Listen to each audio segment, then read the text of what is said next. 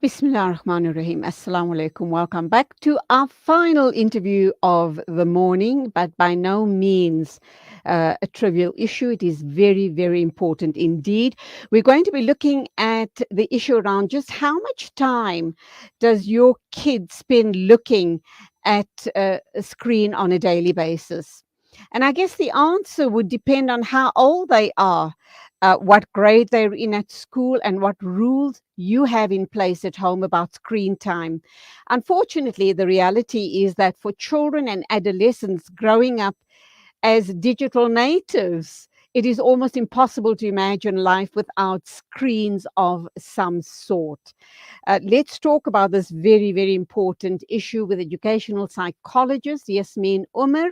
Assalamu alaikum to you and welcome to the program. Walaikum salam. Jazakallah for having me. Yes, a Yasmin, very, very important topic. I need to add something to that opening statement of mine. I grew up reading newspapers, comics, books, etc., and I was actually hooked on all of that.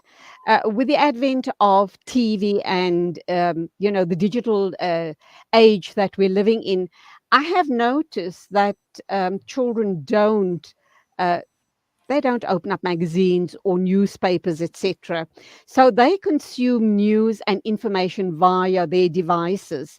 Having said that, is this still cause for concern that children spend more and more time on their devices because that's how they are going to consume um, information, news, views, uh, general knowledge questions, general knowledge information, etc.? Look, there's two things here. The first thing I think we need to talk about is we are speaking about devices. So it's not just the cell phones, it's also Ah, the tablets, it's the television, it's all forms of interaction with technology. And then, secondly, we're speaking about holding onto books, holding onto paper, and so on. We are talking about the tactile experience as well when we are looking at working with paper, holding a book in your hand, and so on, and engaging with it. If you look at the way children or all individuals react with these two different pieces of both are technology. The newspaper is also technology, but look at the way they react to the two. Okay, you must know that when we are looking at the dangers of technology, some of the common complaints from educational fields, from professionals. They're speaking about children becoming bored very easily. They're talking about children becoming annoyed and being very, very irritable. And we are also looking at the term entitled. When we're looking at children of these days being exposed to technology. And we need to understand that when you are engaging with technology, you are just sitting there and the work is being done for you, and you are just observing. Okay, when you have a paper, when you have books, when you have media in your hand that's written, the written media, you are engaging all your senses. You've got touch, you've got your feeling, you are flipping the pages over, and so on, and you are settling yourself down in any position that you may feel comfortable in. Whereas with when we're looking at tablets and we are looking at the digital stuff, it's not the same thing. We are looking at posture, we are looking at engagement of the eyes, we are looking at interaction with the media, and it's two completely different scenarios. And this is what most people in the educational field and in the therapy field are issuing concerns about. And they are grave concerns, which we can talk about.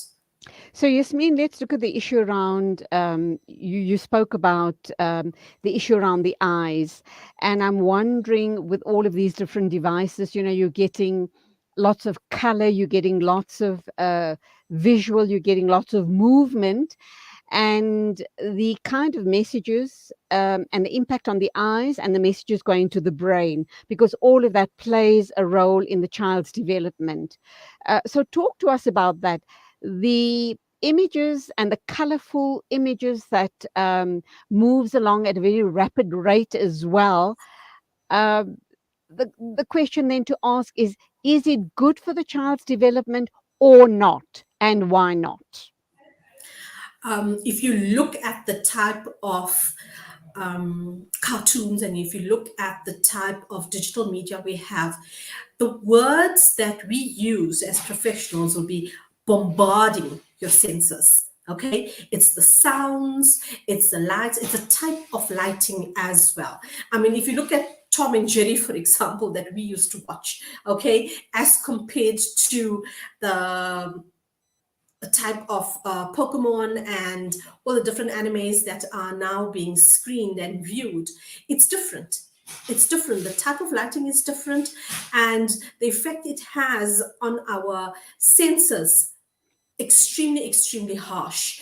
And what you have is a child who cannot function fast enough, because what you have is everything's been given to you at a very, very rapid pace, and the Ah, child has no chance to respond to anything before the scene's changed already. And okay. in terms of this is why you get boredom so easily, because a child is used to getting things at such a fast pace. They get bored very, very easily. The written word Uh, is now very boring. okay. We need to look at how it impacts on the analytical thinking and the critical thinking as well. I think that's very, very important. But we also have a question from a listener. Let's read it off screen. What is the difference in learning in children pre and post COVID? During COVID, very little interaction and very little interaction and very consumed by technology. Those were unusual circumstances that the entire world was put into, firstly.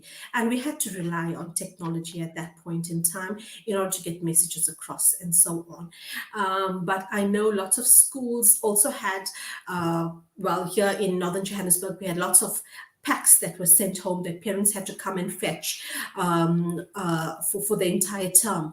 And the children had to work through the different packs at their own pace and so on. So pre and post COVID, definitely two different situations. And it's just that the pandemic caused us to rely on technology in order to get our information. However, when it comes back to our first question, how much of screen time is too much screen time? Okay. And if you're looking at scholars from the age of 6 to 17, it should be less than 2 hours. And Oh, these are, yes, I'm talking about recreational screen time. okay. Okay. Okay, Okay. recreational screen time. Our scientists say that less than 2 hours is sufficient for that age group, 6 to 17. Obviously, as you said, different age groups, different um, uh, age, timed intervals, and obviously below 6 years, we say 0 to 3 months, 0 to 1 year, nothing. Okay, Oh, in fact, I that on can the go up. weekend on the weekend I was visiting someone who has a 15-month-old baby, and they gave the baby the little phone with the cartoons and nursery rhymes playing out to keep the baby quiet, and I was absolutely horrified, but not my baby, so I had to zip up. Your thoughts? My thoughts around this. Okay, again, think about sitting in front of a whole. You've got a child who's got very sensitive and newly developed eyes. Okay, think about someone sitting in front of you and just shaking a flashlight or putting those strobe lights into your Oh, eyes constantly. Okay, you try it for a child who has not even been accustomed to the lighting in the room and so on. You're talking about a baby, and you're going to have it right here in front of you. You try it and you see how it is, and then you try to focus elsewhere. Then you're talking to a child who has this all the time, and they're expecting that to be the norm. And mm, what are you training the brain to be? The other thing is that your brain, it works like a muscle. Okay, the more you give it, the more it can take and adapt. And if you are giving a child a digital piece to sit and look at, your tablets and your phone and so on, you are training your brain, or the child's brain, to just look at that and not take in anything else. Then when your child complains that they are bored, when your child complains that they cannot sit still for a very long time, you need to question as to what the brain has been accustomed to, you know? So that then brings me to my next question, Yasmin. We are seeing a lot of ADD and ADHD in young children these days. Do you think there's a direct correlation to what we're talking about? Too much screen time, overloading the kids with screen time? It's one of the things. There's also a number of factors because it's a neurological issue, ADHD and ADD. So it's the functioning of the brain, yes, and but it's also related to your eating. It's also related to your genetic disposition. Okay, because ADD and ADHD runs in the family. So whereas previously we were forced to sit down and engage with people and sit down and engage with our learning material, these children can't do it much more now because of the digital media that has been presented. So it's presented at the pace at which their brain works, because the ADD and the ADHD brain works very, very fast. In fact, these are phenomenal children. It's not really always considered a disability. You've got to learn how to harness it to work properly. And yes, if the information presented to an ADD and ADHD child is presented at such a rapid pace in terms of the digital format, the child does not have a chance to catch the breath. The child doesn't have a chance to slow down even their thinking, in the way, even their thought processes. And you've got to change this. Okay, so it's not only the digital media, it's also the food, it's also the diet, it's also exercise that can help these children. Let's look at the issue around the question I put earlier on the impact on children's analytical and critical thinking with too much screen time. I think lots of mothers think that if they expose them to sophisticated media, material, discussions, etc., on these devices, that they'll have very brilliant children going forward. Is that in fact the case? Look, your brilliance and your intelligence will come from your practical input as well, and not just what's being fed into you. And if you look at it, the technology is in the device itself, it's not teaching you anything. Okay, so you're just sitting through a lecture. You're just sitting through a lecture, and that's it. You've got to now increase the practical experience and expose them to different types of media in order to get a child that is intellectually and academically ahead of the pack. So that's just not digital experience. You've also got creativity, you've also got exercise. So there's a whole lot of things that needs to be integrated, not just presenting a child with these lectures or these programs. How is a child going to learn? They're just sitting there and they're not engaging in it. I guess as an educational psychologist, you will advise parents that they should have a healthy mix of this type of recreation together with sport, robust, vigorous sporting activities, because that's really going to help you rear a very well-rounded child. Yes, and it's also grounding as well. Your social skills, when you are engaged with digital media, your social skills are lacking. And in engaging with individuals, I mean, children talk about playing FIFA all the time, but they're not engaging with the players. So we're seeing a really, really downward spiral in social skills as well, with children who are so infused with these video games and so on. You must know that social skills, once again, remember I said, what you teach your brain is like a muscle.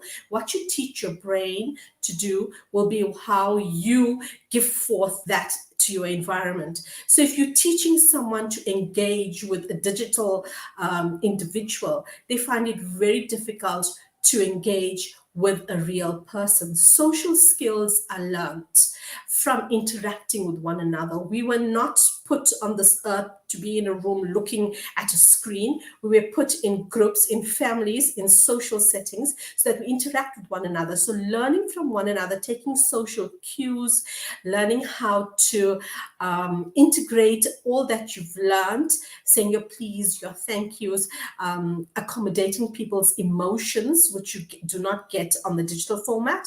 That all comes from social interaction, actual interaction with another human, not a digital or robotic Well, induced. I have news for you, Yasmin. I mean, I've been in so very many social settings, and I find the women and even the men, you might be at a dinner table and they're busy with their devices. They're sending messages and they're engaging with people on their cell phones. And I've had to point this out to someone saying, I think, the right thing to do is when you're in a social setting with other people, your first priority is to the live people in your presence. If anybody's trying to get hold of you via the phone or wanting to have a long conversation with you, you need to say to them, I'm with people. I will get back to you in my own private time. That's when I get in touch with people. Having said that, we too, as adults, are guilty of this, are we not? um, how much, and I think as adults we too have moved. We've been caught up in the digital world, in that my research is done online. I'm talking with you, obviously, Online. online. I'm connected with you, via Skype, etc. And this is the way the world is going. So for us as adults, should there be a cutoff point as well? Should we be limiting our time, our screen time as well? Yes, definitely. So we also have cutoff times for adults, okay, recreational use, that is, and depends on what you are doing. Okay, some people rely on the digital media in order to do their work, in order to do their businesses. There's lots of online businesses and so on. But we talk about recreational time. You've got to set up your boundaries. And it's fine if you're on your own, but as you said, when you are in a social gathering, check your phone for messages if you need to. But why do you need to check it? When it pings, when it notifies you there is a message coming through, then don't check it and put it away. Engage with people. Engage with people, and only if necessary, okay, then pick up your phone. I think that's very, very important, because that's the norm we are setting with our youngsters as well. We want, our Absolutely. focus is mainly on our youngsters. We keep saying our youngsters, but we are guilty of it as well. We are their role models. They obviously they emulate what we do, and then we Definitely. wonder when, how, what has gone wrong with this particular child, not realizing that perhaps they're emulating our behaviors. We do need to wrap up now, Yasmin. What are the other important pointers we need to be aware of regarding limiting time, not only for ourselves, but our children? And if a bad precedent has already been set, it's going to be difficult to kind of undo it. How best do you suggest we go about addressing the situation? So I've put down 5 points before the interview that I think would be very, very important. Firstly, set your boundaries. Set your Mhm. time, set your boundaries for yourself and for the children. And then don't be afraid to set limits. You are the parent. You should be able to say that at this point in time, give them a box, give them a corner, give them a drawer. You're going to put your phones in here, you're going to put your devices in here, and you're going to go to sleep. Salah time, you're going to put it here, you're going to pray Salah. Okay, this is the time that you're only allowed to use it recreationally and to check in on your homework and so on, and that's it. Um, we've got to limit technology. Point number two, limit technology so that we can reconnect emotionally with people that we have been put, that have been put in our paths, okay, for a reason. Allah Ta'ala knows that best. And Absolutely. this immediate gratification they get from the digital media, we've got to learn to delay that, okay? Because the minute you tell a child no, and that creates mayhem. This is because they are so used to just skipping from one scene to the next on digital media. They're not happy with this, they'll go on to the next game. They're not happy with that, they'll open up the next page, and so on. So it's immediate gratification. And this does not present success for you in the future, because real life does not have immediate gratification all the time. So Absolutely. you are not teaching your child proper skills to engage with the real world. Teach your child to do monotonous things from a young age. Yes, they may find boring to set the table, pick up things, and so on. They need chores as well. Monotony is very, very important for them. They should get It's bored. also what you're talking about there is minor and motor growth skills. By doing all of those activities, you're actually helping them help themselves. Yes. And also dealing with the environment. Children don't Mhm, know. Speak to your teenagers now. How many of them even know how to fry an egg? How many of them know how to make a toast? How many of them know what to do in the event of an emergency? Okay, we don't mhm, speak to them. We don't talk to them about these type of things. We just presume they would know. They pick up their phone and dial. But do they know what number to dial? Do they know who to call? What do we do in these type of things? Speak to your children. I mean, everything they cannot learn um, of the digital media. In fact, it may be incorrect learning as well. So that connection is very, very important. And lastly, teach them social skills. Social skills are so important, because in the real world, you are not going to be stuck in a room for the rest of your life with all your tablets and so on. You're going to have to go and speak to people. You're going to have to go and ask for things. How many of your children can go to the shop and can go into a shop and buy things off a grocery list, compare mhm, prices, look at things that you want, feed up on your list and so on, and fill up your trolley? Can they do that? Can they mhm. see that they get the right amount of change when they come out of the shop and so on? These are simple skills that we don't teach our children anymore, because we are so engrossed in getting things done very fast. Absolutely. And on that note, then, Yasmin, thank you indeed for a very interesting discussion this morning on screen time, how to limit it, how much time do we allow our children. You are an educational psychologist, and we do value your input on the show this morning. Shukran so very much. Till the next time, inshallah, there will be a next time. Go Inshallah. well. Assalamu Ameen. alaikum to you. Wa alaikum salam. That was Yasmin Omar, an educational psychologist, talking about screen time, limiting screen time, not only for our kiddies, but for ourselves as well.